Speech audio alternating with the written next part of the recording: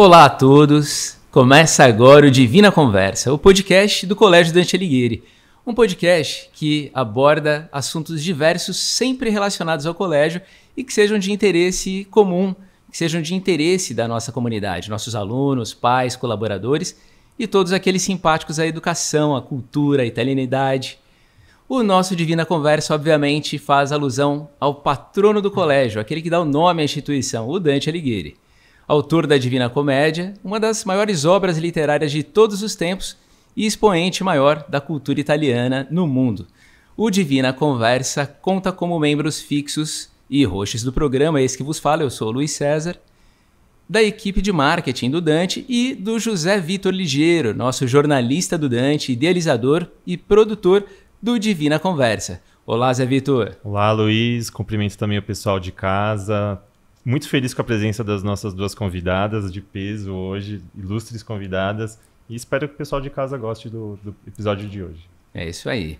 E capitaneando o áudio e a técnica, o nosso Lucas Leal, também do marketing, o Danilo Barreto, o Christian Moraes, o Paulo Santos, o Edson Silva, o Gilmar Silva e o João Florencio da equipe de audiovisual do Dante. Bom, esse episódio vai abordar um tema de interesse público, que vem sendo fruto de muito debate entre as famílias e também nas redes sociais. Nós falaremos sobre exposição e uso indevido de redes sociais por parte de crianças e adolescentes. E já pedimos que não se esqueçam de curtir, comentar, compartilhar esse vídeo com seus amigos e família. Nosso Spotify é o Colégio Dante, YouTube Colégio Dante Alighieri, e você também encontra todas as plataformas no nosso site www.colegiodante.com.br. E para debater sobre o tema, temos a presença de duas ilustres e queridas convidadas. Aqui conosco, a professora Valdenice Minatel Melo de Cerqueira, diretora institucional e de tecnologia do Colégio Dante Alighieri. A professora Valdenice é graduada em Pedagogia pela Universidade Estadual de Campinas, a Unicamp, é mestre e doutora em Educação e Novas Tecnologias pela PUC São Paulo. Olá, professora Anice, muito bem-vinda. Olá, muito obrigada pelo convite. Acho que vai ser uma conversa muito interessante. Com certeza, professora. Contamos também com a presença da coordenadora da orientação educacional do Colégio Dante Alighieri, a professora Miriam Guimarães. Professora Miriam é bacharel em Ciências Biológicas pela USP e mestre em Psicologia também pela USP. Ela ainda coordenou a equipe de formação de professores na Associação pela Saúde Emocional, a ASEC, durante 15 anos. Professora Miriam, seja muito bem-vinda. Olá a todos e a todas, muito obrigada pelo convite. Como ex-aluna, me sinto muito honrada de poder contribuir e participar desse diálogo proveitoso. Maravilha. E dando início ao nosso tema de hoje, é interessante nós salientarmos que a lei de restrição do uso de celulares nas escolas está vigente desde o início do ano, mas desde 2024 o colégio já vem sendo pioneiro na adoção dessas medidas. Nada melhor então do que abordarmos o tema com duas educadoras responsáveis também por esse pioneirismo. Eu peço agora então que o José Vitor faça as honras, fique à vontade, Zé, para dar início ao bate-papo com as nossas ilustres convidadas.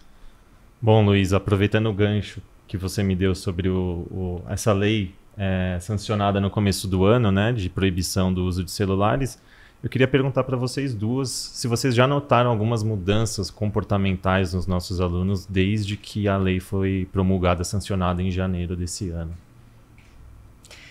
Bom, muitas mudanças. Muitas. Quer começar, Miriam? Posso começar. Eu acho que o colégio tem uma preocupação em relação ao uso de celular, mesmo antes da lei. Comemoramos a lei, né, porque é muito importante quando há uma formalização legal de uma medida, porque não impacta só o colégio, mas sim toda a educação brasileira. Então, a professora Anice, que também, né, vem muito da área de educação, tem uma visão mais ampla, né, das escolas, mas aqui no colégio a mudança foi gigantesca. Foi um primeiro momento de dificuldade dos alunos, que a gente pode dizer assim, né, uma desintoxicação de um hábito, para momentos que a gente vê hoje de pura alegria no pátio, e uma mudança radical nas relações. Eu não sei se você quer complementar. Sim, eu acho que, vou dar um passo para trás, eu acho que em termos de legislação, nós temos 2 leis na realidade, uma estadual e uma federal. Então, acho que, e elas são leis muito convergentes no sentido da proteção da saúde mental das nossas crianças, dos nossos adolescentes. Então, acho, dito isso, a escola, como a Miriam já bem colocou, já se preocupava, se antecipou numa ação para contenção desse uso já no ano de 2024, antes, portanto, da promulgação da primeira lei, que é uma lei estadual. Mas o que a escola fez foi qualificar aquele tempo que antes era preenchido pelo celular, porque isso é muito importante, porque o celular ele ocupa um tempo e um espaço na vida das pessoas. Sim. Então não basta retirar, é preciso reacomodar essa vivência a partir desse tempo e espaço que antes era preenchido por um objeto eletrônico. Então a escola se mobilizou, toda a equipe trabalhou para nós fazermos o que nós chamamos de recreio ativo. Então trouxemos atividades para o recreio, que era onde, num primeiro momento, para nós como educadoras, era o que mais nós ressentíamos de ver aqueles alunos e alunas que poderiam estar brincando, conversando, abduzidos pelo celular. Então, foi a primeira grande oportunidade da escola interagir com essa ausência do dispositivo eletrônico, mas com uma proposição muito interessante, que é qualificar aquele espaço, que é o recreio, em termos de um novo uso desse tempo. E como o pátio fica lindo assim, né? Fica. Sim, e acho que uma coisa interessante também para acrescentar, nós ouvimos os alunos. No momento da saída do celular, nós fomos entender o que os nossos alunos estavam sentindo e o que eles estariam demandando, no sentido de eu não posso mais usar o celular, e agora? E eles todos traziam muito a questão de e o que eu vou fazer agora com esse tempo? Como se não houvesse a possibilidade de um recreio sem celular. Eles saem, né? Eu acho que vale a pena a gente trazer que nós viemos de uma pandemia com um estímulo de uso das telas, dada a necessidade de distanciamento físico. Então, houve um aumento de uso das redes, das telas, para todos nós. Sim. E os jovens adolescentes, então, eles saem da pandemia com maior participação no uso de redes. E aí, então, foi uma onda, foi num crescente que aí a legislação e a ação do colégio começou a atuar mais fortemente. Então, eles trouxeram muitas dúvidas do tipo, e se a minha mãe quiser falar comigo?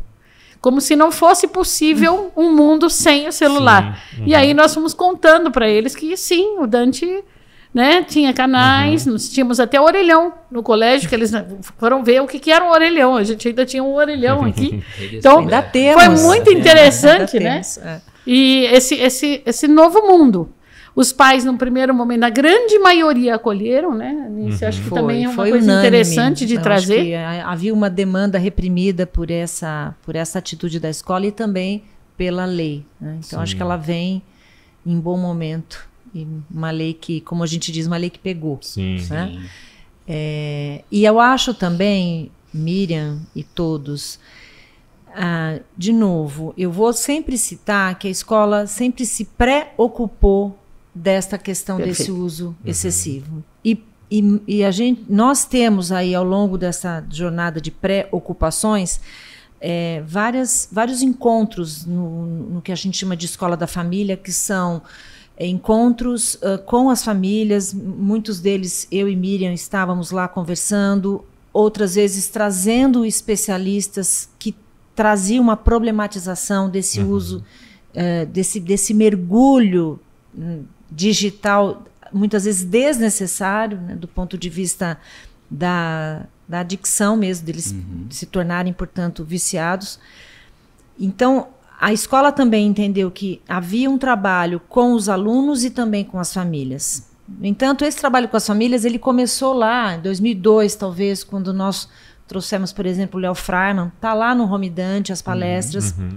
onde ele dizia um pouco dessa governança familiar e como era importante que os pais, eles realmente sejam os adultos da relação, trazendo os limites. Nós estamos falando agora do limite de uso da tecnologia, mas essa contenção, ela cabe para outras situações. Então, a escola sempre se manteve de forma muito contemporânea, alinhada a essa necessidade da gente propor essa contenção, esse limite, que no limite traz segurança e protege as nossas crianças, os nossos adolescentes. Então, acho que é só esse complemento, porque é também um sistema de peso e contrapeso que tem a escola e tem família que precisam atuar de maneira em parceria. Perfeito. Professora, justamente aprofundando nessa questão, qual que deve ser o papel da escola e das famílias no acompanhamento e na orientação do uso das redes sociais pelas crianças e pelos jovens de forma a prevenir certas situações de risco? Eu acho que ambas as instituições têm papéis muito importantes e são complementares. A escola hoje ela tem uma lei, então, portanto, o uso de celular ele está banido nas escolas. Obviamente, a lei permite o uso desde que seja supervisionado por educadores, por pessoas responsáveis. No entanto, como o Dante já há bastante tempo tem uma estrutura tecnológica bastante robusta, nós não precisamos do celular para fazer as integrações curriculares mediadas por tecnologia. Então, nós temos os equipamentos, os Chromebooks, enfim, toda uma estrutura tecnológica muito bem instituída. Isso permite, por exemplo, que a escola olhe para a tecnologia pensando que eles vão trabalhar com a tecnologia quando saírem da escola. Então, construa esse caminho dentro de princípios éticos, seguros. Do bom uso, né? Do bom uso, cidadão. Então, crítico. Então, isso é um papel da escola. Não é o estimular o uso, mas é trazer o uso dentro de um contexto de vida, né? Porque a escola não é o laboratório da vida, senão a própria vida. Então, nós precisamos trazer as situações que eventualmente são frutíferas para a aprendizagem, mediadas por tecnologia, e ter um olhar crítico. Quando ele sai da escola, entra o papel da família no sentido da governança familiar. E aí eu vou sempre falar algo que eu falo quando eu estou com os pais, que é: as palavras movem, mas os exemplos arrastam. Então, os pais precisam ser, nesse momento, os melhores exemplos de uso. E eu digo que sempre que a questão que tangencia muito essa relação é o que a gente chama de privacidade. Muitas vezes o pai ou a mãe, para não invadir a privacidade, não faz o que nós preconizamos que é uma boa ação, que é acompanhar esse uso. Mas eu quero dizer que não existe privacidade, porque a internet é o lugar mais público que existe. Então, essa falácia da privacidade faz com que nós tenhamos problemas muito sérios. Miriam pode depois até complementar, problemas de saúde mental, né? A gente sabe, por exemplo, que as redes sociais, elas nos levaram para um lugar, em termos da saúde mental, muito difícil, com muitos problemas que a literatura já comprovou que foram advindos desse mau uso dessas redes sociais. Eu não estou dizendo que ela é 100% ruim, mas a forma como os algoritmos hoje se comportam, eles precisam ser bem administrados, porque senão nós teremos problemas. Queria trazer uma coisa nisso, que a gente foi percebendo nas palestras. Muitas famílias não tinham informação adequada sobre os tipos de redes sociais, os riscos que estavam inseridos nessas redes. Então, o nosso papel também teve uma questão educativa para os pais, né, de informar, olha, existe essa rede, você sabia? Não sabia. E às vezes os filhos estavam participando das redes. Então, para as famílias, e aí cabe aqui sempre um convite a todas as famílias que ainda não vieram nas nossas reuniões, nas rodas de conversa, né, na escola da família, é importante vocês estarem conosco, porque são momentos em que nós podemos oferecer muita informação já devidamente avaliada, qualificada, para que vocês possam atuar em casa. Então, cabe aí uma vez que eu estou dando o celular para o meu filho, eu preciso entender o grau de responsabilidade que eu tenho na interação desse menor, né, com um dispositivo tão potente para todos os lados, né? Então, deixar o filho sem uma supervisão não é só a questão dos danos que ele pode trazer para si, mas também para os outros. Então, é uma responsabilidade coletiva. Existem escolas, inclusive, com campanhas fortes entre os pais para evitar o primeiro celular até praticamente os 13, 14 anos. 14 anos. Eu trouxe até porque eu acho que esse movimento aqui é o Desconecta. Eu acho que é um movimento que surgiu, um movimento de paz, não é um movimento nem de governo, nem de escolas, é um movimento de paz, e que eles tentam repactuar essa entrega do celular, que a entrega seja feita a partir dos 14 anos e as redes sociais a partir dos 16. Sim.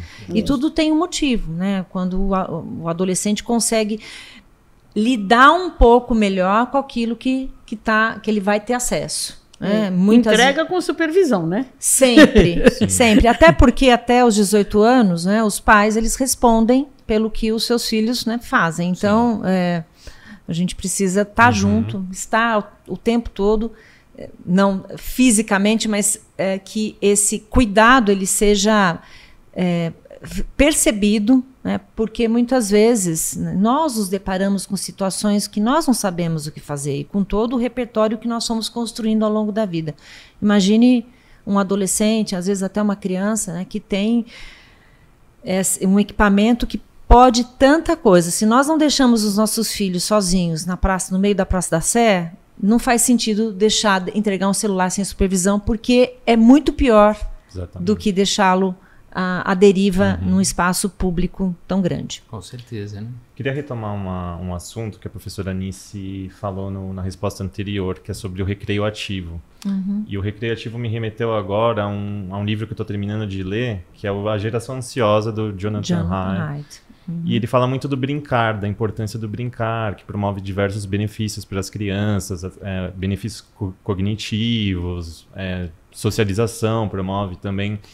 E eu queria saber de vocês a importância de promover esse momento especial para os alunos nos intervalos, a importância do brincar, se vocês também já sentiram alguma evolução dos alunos, até as orientadoras educacionais, imagino, se diminuiu o número de problemas, né, com os alunos, assim, enfim, conflitos também.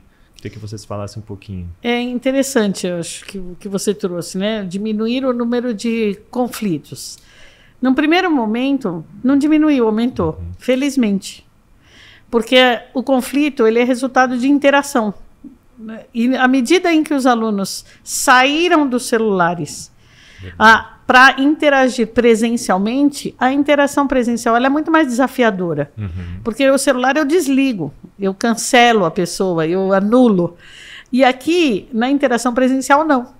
Você tem que aprender eu busco cultivar aqui uma palavra que caiu muito em desuso com o uso das redes sociais, que é a reconciliação. Quer dizer, aprender que eu posso divergir, que eu eventualmente posso me exceder, mas que existe um movimento posterior de eu me reconciliar e resgatar, aprender que as relações não são descartáveis. E o cotidiano da relação presencial ela traz este exercício que é importantíssimo. Para os nossos alunos, hoje em dia, o número de crianças, filhas únicas, né, filhos únicos, aumentou muito. Então, em casa, eles praticamente reinam. Eles não precisam esperar a vez do irmão. Quem tem irmãos sabe o quanto é desafiador, né? Agora não é a sua vez. A gente começa a aprender em casa e depois na escola é até mais fácil. Os filhos únicos não. Então, esse exercício da presença, do contato, do convívio, do precisar me aproximar de alguém, porque eu quero jogar ping-pong, quero entrar na fila, aqui no colégio a gente tem uma série de jogos, faz com que você faça uma percepção de convivência em sociedade, que é o mundo real. Eles aprendem a mediar conflitos. Exatamente. Também, né? Então, os conflitos, na verdade, eles não são problemas, eles são saudáveis, sim. né? Porque eles são fruto dessa interação. Mas o que vai acontecendo é que o fato de eles poderem exercitar, eles também vão aprendendo a resolver os pequenos conflitos rapidamente. Junto a isso, a gente tem algumas ações, outras do colégio, que são ações de promoção de saúde e desenvolvimento de habilidades sociais, porque também não adianta só soltar, né? Você precisa ajudar as crianças a aumentarem o seu repertório relacional. Então, essa sempre foi uma preocupação do colégio, né? Desde antes da pandemia, com um investimento importante nessa área de saúde emocional e de educação emocional desde os pequenos. Justo. E no trabalho de orientação educacional, quais os sinais de alerta vocês costumam identificar em alunos que estão sofrendo os efeitos justamente do uso excessivo das redes ou da exposição inadequada na internet? No caso da orientação educacional, nós temos um trabalho muito próximo aos professores. Então, eu diria que uma das grandes características do nosso colégio é essa integração no trabalho em equipe. Então, os nossos professores têm contato com as orientadoras educacionais e eles têm uma orientação de observação e acompanhamento dos seus alunos. Então, eles observam, por exemplo, mudanças comportamentais. Uma delas é a sonolência. Então, um aluno que eventualmente começa a apresentar a sonolência, um aluno que não apresentava esses sinais, e aí o professor já tem a possibilidade de, além de se aproximar do aluno, claro que se é uma situação pontual, a gente vai fazendo esse acompanhamento, mas à medida em que comportamentos frequentes começam a acontecer, e que são comportamentos disfuncionais em relação à participação numa sala de aula, eles acionam a orientação educacional. A orientação educacional, a partir de um alerta de um professor, ela já começa a sondar com a equipe, se outros professores também percebem, para identificar se é uma questão de horário, né, se é uma questão realmente, né, de momento, às vezes, de vida da criança, porque às vezes são situações mais difíceis. E, a partir, né, dessa localização, uma conversa com a criança, tentando entender se está jogando, o que está fazendo. E aí a gente chama a família para poder fazer esse acompanhamento. Então, essa é uma. Mudança no desempenho, dificuldade, por exemplo, em cumprir as lições, porque às vezes os alunos estão envolvidos em outras atividades. Então, são elementos, são sinais que nós já temos os professores orientados, assim, olha, identificou, entra em contato com a gente para a gente monitorar e rapidamente já acionar a família. E às vezes também a própria família percebe algo diferente em casa. É interessante trazer para as orientadoras para que a gente possa, em conjunto, olhar, né, constituir se isso de fato é um comportamento que se perpetua aqui na escola, para ajudar a entender. Então, todo dado de comportamento de uma criança e adolescente, ele é importante, ele compõe um entendimento mais holístico daquele ser humano. Então, por isso que eu digo, essa parceria, né, do que eu observo, do que a escola, como família, do que a escola observa e como é que isso se constitui para entender o que de fato aquela criança, aquele adolescente está precisando. Eu acho que esse é ouro isso, é ouro. Quando nós nos damos as mãos, família e escola, quem mais se beneficia é o nosso aluno. Muito bom. Professor, agora uma pergunta acho que mais voltada para você, mas a professora Miriam também pode contribuir, logicamente. Dentro do currículo de STEAMs, há um trabalho voltado para essa conscientização sobre os riscos, os direitos e os deveres, porque tem alguns eixos estruturantes dentro de STEAMs que trabalham essa questão, né? Cidadania digital. Sim. Como que isso, em sala de aula, é trabalhada a questão do uso ético e seguro da internet? Nós temos a BNCC, que é a Base Nacional Comum Curricular, que preconiza esse trabalho com toda essa parte tecnológica, mas o Dante já faz isso antes disso ser uma norma. O uso ético e seguro, netiqueta, no passado, olha, nós falávamos de netiqueta, porque era a etiqueta da internet. Hoje não é um termo que não se usa mais, mas lá atrás nós já trabalhávamos com os alunos nessa perspectiva. E o trabalho que aconteceu é que ele foi ficando cada vez mais precoce. Então, quando eu me lembro, logo que nós começamos o advento da internet, porque eu estou aqui no colégio, eu não sou ex-aluna, Miriam, mas eu estou antes da internet, é possível. Né? Eu trabalhava com tecnologia sem ter a internet. Com o advento da internet, e aí começam então a aparecer os primeiros incidentes digitais, isso era muito localizado com os maiores, por conta do acesso. E com o passar do tempo, esses incidentes digitais, eles foram povoando a infância. Né? E aí o currículo ele tem que acompanhar isso. Se nós entendemos que o uso ele tem que ser ético e seguro, em qualquer tempo e lugar, nós não poderíamos nos furtar de trazer isso para o currículo. Então, o currículo está pautado em tudo que a BNCC propõe, mas vai além. Perfeito. Nós fazemos, por exemplo, atividades desplugadas, que é para mostrar que nem tudo você precisa da tecnologia. E entender e fazer essa escolha faz parte de uma educação tecnológica também. Então, é nesse sentido. E aí, nós temos a Jornada da Cidadania Digital, em setembro, e é um envolvimento mais amplo da escola. Sim. O que o departamento de TE cuida a partir do currículo, isso se expande e toma outros espaços para que, de fato, isso sensibilize e seja pauta não só da escola, mas também das famílias. Perfeito. Maravilha, professora. Professora Miriam, então, e com as redes sociais surgiu uma nova modalidade de importunação emocional, né, que alguns batizaram aí de bullying integral, né? Até se você puder dizer para a gente mais sobre isso, né? E como é que a escola pode orientar as famílias a fim de evitar isso? Olha, a questão do bullying na escola já vem tomando a atenção das famílias, felizmente, né, nos últimos anos. Não era um assunto que trazia preocupação. Hoje, nas nossas reuniões, nas nossas apresentações da escola, sempre os pais estão atentos, então isso é muito bom, porque nós não podemos naturalizar uma forma de violência, né? Então é muito importante que as famílias estejam atentas. E o cyberbullying, ou bullying integral, que alguns trazem, ele perpetua a violência para fora da escola, ou, na verdade, não só a escola, porque qualquer comunidade de crianças, o clube, o condomínio. Então, a questão do bullying ela não está presa à escola, mas sim um agrupamento de crianças, de jovens, né, de mesma idade, que perpetuam manifestações agressivas, e essas manifestações acabam sendo ampliadas pelo uso dos smartphones, né, dos celulares, que realmente dificultam.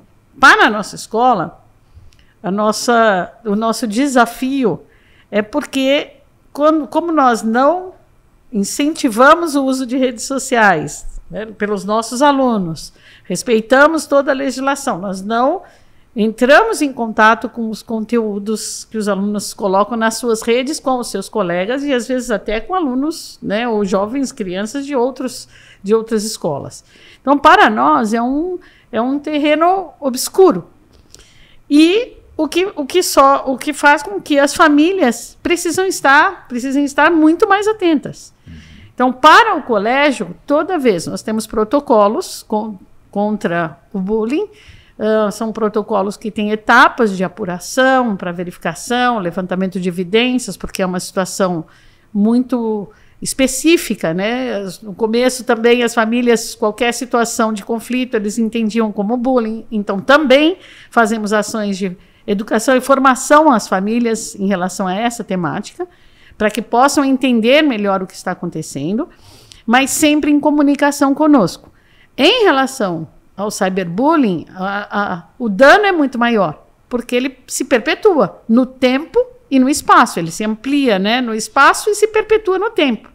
Porque aquilo que, uma vez lançado, é o que a professora Anice falou, não desaparece mais, é eterno. Sim. Então, o colégio atua à medida em que a gente tem ciência de uma situação. Temos condições de apurar, orientar, chamar os envolvidos, repactuar, E, de novo, né, fazer um movimento de resgate das relações, que é muito difícil, mas ele é necessário, para que também as pessoas se conscientizem dos danos. Porque como você, né, no caso das redes, o mal que você faz, você não percebe o efeito no outro, porque você não está enxergando quando o outro está vendo aquela agressão. E isso diminui a capacidade de empatia. Então, diminui o seu freio moral em parar de fazer aquilo. Quando a gente ofende alguém presencialmente e a gente começa a ver a pessoa ficar triste, ficar mal, a nossa tendência é parar. Mas no momento em que você não está enxergando isso, as pessoas continuam, acham que não está acontecendo nada. Fica mais difícil de exercitar muito a empatia, mais. né? Exatamente. Você não tem esse espaço. E muitas vezes o que acontece é que a criança está sofrendo tudo isso no quarto sozinha, enquanto a família está na sala assistindo TV. Então, é mais um motivo, né, para que as famílias não deixem os seus filhos sem uma supervisão de conteúdo e uma limitação de tempo. Eu acho que são as duas vertentes que a gente também... Porque não é só uma questão de supervisionar o conteúdo e liberar o tempo. Sim. Eu estou vendo, então pode jogar à vontade. Não é isso. Há também que se investir nessa questão do tempo de uso, né, das tecnologias. E acho, Miriam, que você... Já fizemos algumas palestras, né, onde você traz de forma muito contundente que os conflitos, né, quando eles acontecem no âmbito da escola, por exemplo, e que é normal, porque é a partir do conflito que você aprende, melhora o seu repertório de interações, aprende a se frustrar. Né? Quando vai para casa, aquilo ficou restrito naquele espaço. Quando esse conflito ele acontece mediado por redes sociais, por telas, ele é eterno. O aluno vai para casa, aquilo o acompanha. Então, é muito mais danoso para as crianças e adolescentes, então, conviver, e muitas vezes eles se fecham e fica quase que o silêncio, ele tá quietinho no quarto. Isso nem sempre é muito bom, né? É preciso entender o que está acontecendo com essa quietude. E acho que a escola, todas as vezes que isso nos chega, a escola tem, de uma forma muito diligente, tentado ajudar e se ocupar de restabelecer as relações, porque também é isso, na escola é muito menos punir. Eu acho que a sanção ela faz parte de uma jornada aí educacional, mas para nós é muito mais importante entender, repactuar, reconstruir as relações. Porque nós estamos falando muitas vezes de crianças, né? Que estão aprendendo a conviver, tiveram um tempo aí que foi fundamental na sua estruturação cognitiva e emocional, que foi a pandemia. Então, foi tirado deles toda essa possibilidade de uma convivência, dessa interação. E quando volta, como a Miriam falou, volta com exponencial. Então, a gente precisa ir agora reorganizando tudo isso.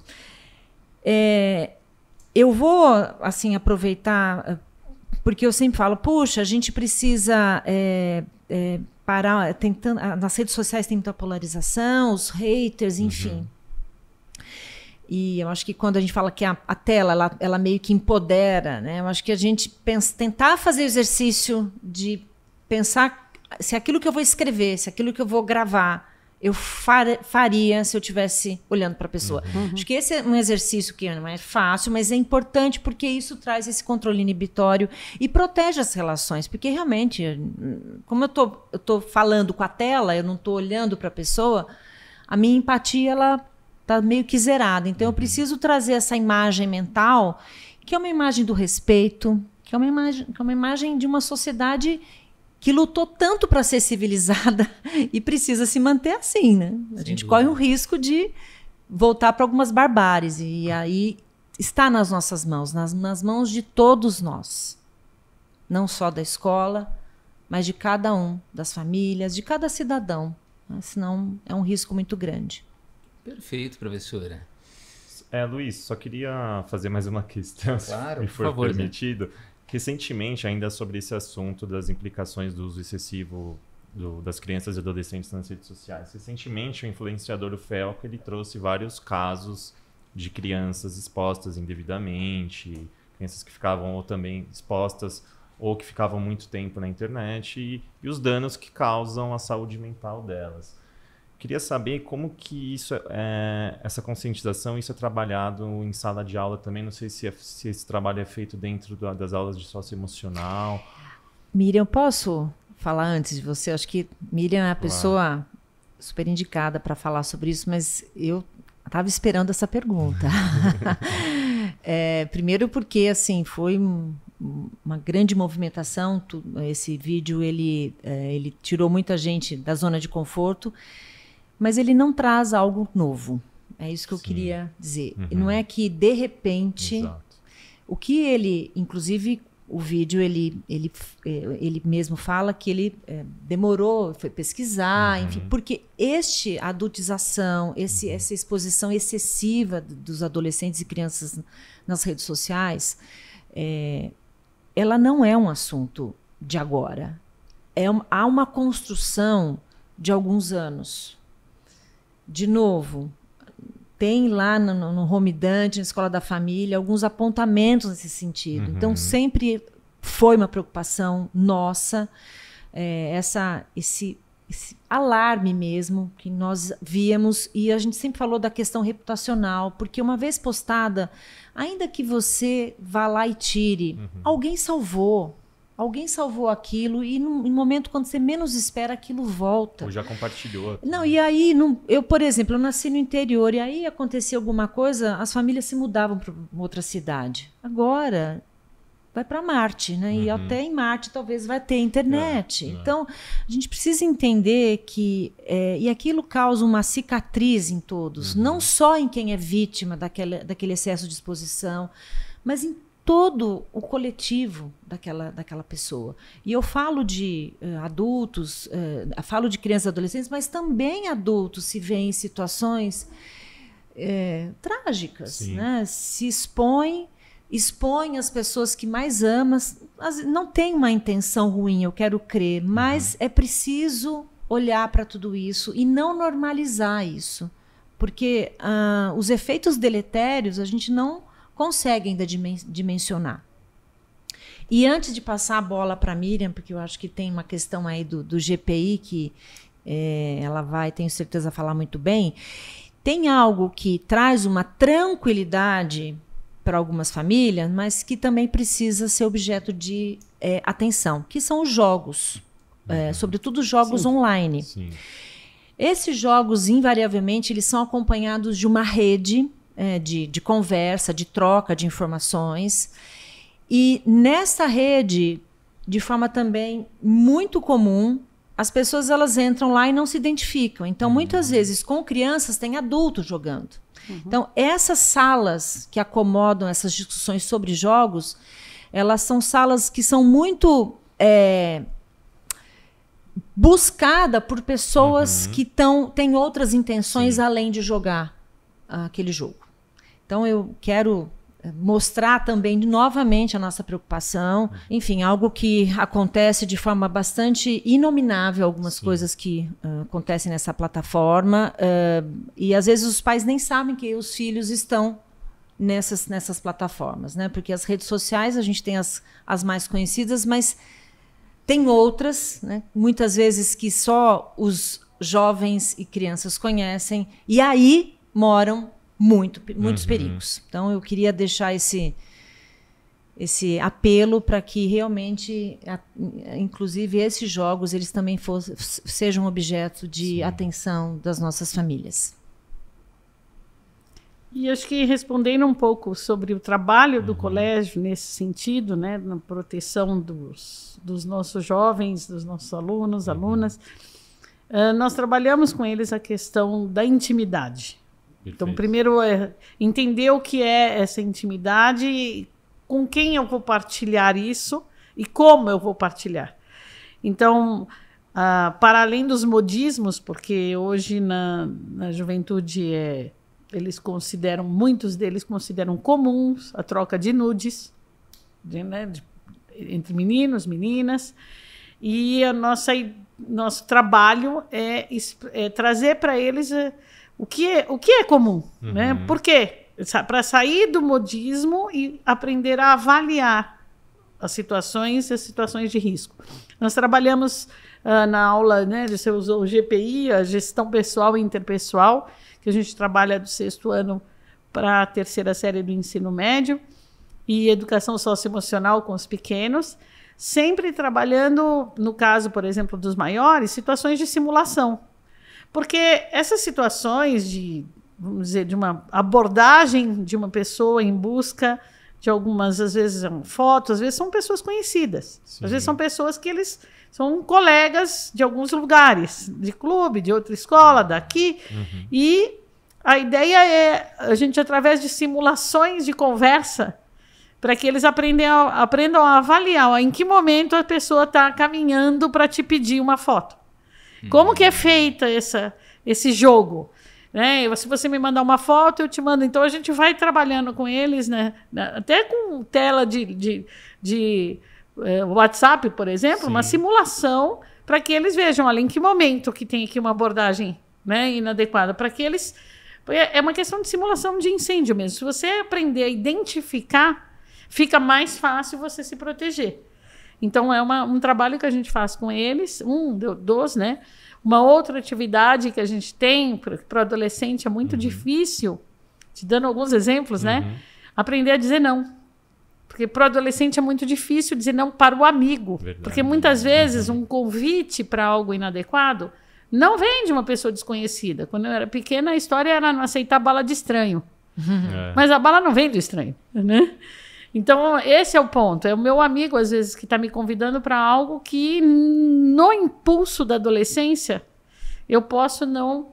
Até saberia que é errado, que eu não gostaria de fazer, mas, poxa, é meu amigo. Então, esse treino, a gente faz teatro com eles, simulação de dramatização de uma situação em que eles escrevem uma situação que para eles seria difícil, e a gente vai treinando com eles como é que eu digo não, e não vou perder o amigo, porque o negócio é não perder o amigo também, né? Então, são exercícios, não é fácil, né? A adolescência hoje sempre foi um momento difícil da vida. Sim. Hoje eu acho mais desafiador ainda. Mas eu acho que, no fundo, a gente tem um momento de vintage, né? Como se a gente retomasse coisas que, por conta até da tecnologia, talvez o excesso de tecnologia, a gente se esqueceu, mas que continuam valendo. Aceitar a bala de estranho, se a gente pudesse fazer a metáfora, tem um paralelo com as questões tecnológicas. Olhar para os dois lados da rua para atravessar, né? Evitar lugares ermos, sobretudo à noite. Isso... Não falar com quem eu não conheço. Tem um paralelo no âmbito digital. E parece que nós ficamos muito mais tranquilos nesse mundo digital, e é exatamente o oposto. Hoje o mundo físico ele nos expõe talvez a menos perigos do que o mundo digital. Exato. Eu não tinha pensado nisso antes, mas gostei dessa possibilidade da gente entender que o mundo físico hoje talvez seja mais seguro do que o mundo digital. Os perigos são mais fáceis de serem identificados, né? Exato. E eu acho que o repertório ele foi construído pelas gerações que nos antecederam, né? Então isso meio que está na nossa memória. Talvez a gente precisasse resgatar e transcender isso para o mundo digital, porque o paralelo ele existe, né? No sentido de como eu me protejo, uma autoproteção primeiro, e depois proteger as pessoas com as quais eu convivo, as pessoas que eu amo. Acho que é por aí. Legal. Muito bom. Pessoal, infelizmente nós vamos chegando ao fim desse bate-papo tão produtivo. Agradecemos demais a presença e a contribuição das nossas convidadas. Agradecemos a presença da professora Valdenice Minatel Melo de Cerqueira, diretora institucional e de tecnologia do Colégio Dante Alighieri. Professora, fique à vontade, caso queira fazer suas considerações finais. Primeiro, agradecer esse momento tão importante para conversar. Eu e Miriam conversamos rotineiramente, mas estabelecer esse momento com intencionalidade, com proposição e poder levar um diálogo para as famílias e para quem mais nos ouvir é um privilégio. Quero agradecer essa oportunidade e que nós possamos ter mais reflexões, porque o que está em jogo é uma das coisas mais importantes que nós temos, que é a saúde e o bem-estar dos nossos alunos. É isso. Nós que agradecemos. Agradecemos também a presença da coordenadora da orientação educacional do Dante, professora Miriam Guimarães. Professora, fique à vontade também para suas considerações finais. Eu agradeço a oportunidade, Nícia. É sempre bom a gente trocar experiências, sempre a gente aprende junto. Aqui no Dante a gente entende que é um trabalho de muitas pessoas, de muitas mãos, e agradeço a vocês pela escuta, pela participação, e espero que a gente tenha conseguido provocar um pouco a reflexão e a curiosidade para que vocês estejam mais atentos e nos ajudem a cuidar, né, dos pequenos, das pequenas, para que eles possam crescer com a maior segurança, com a tecnologia, mas dentro de uma zona de segurança, para que eles sejam adultos também melhores, participativos e saudáveis na nossa sociedade. Então é isso, muito obrigada. A gente que agradece pela disponibilidade de vocês estarem aqui com a gente. E vamos chegando ao fim desse episódio do Divina Conversa, o podcast do Colégio Dante Alighieri. Agradecemos aos nossos ouvintes por compartilharem esses minutos conosco. Esperamos que tenham apreciado esse bate-papo e, claro, compartilhem o vídeo com os seus amigos, familiares, curtam, comentem. O nosso Spotify é o Colégio Dante, YouTube Colégio Dante Alighieri. Você também encontra todas as plataformas no www.colegiodante.com.br. E então até o nosso próximo Divina Conversa. Arrivederci! Arrivederci. Arrivederci.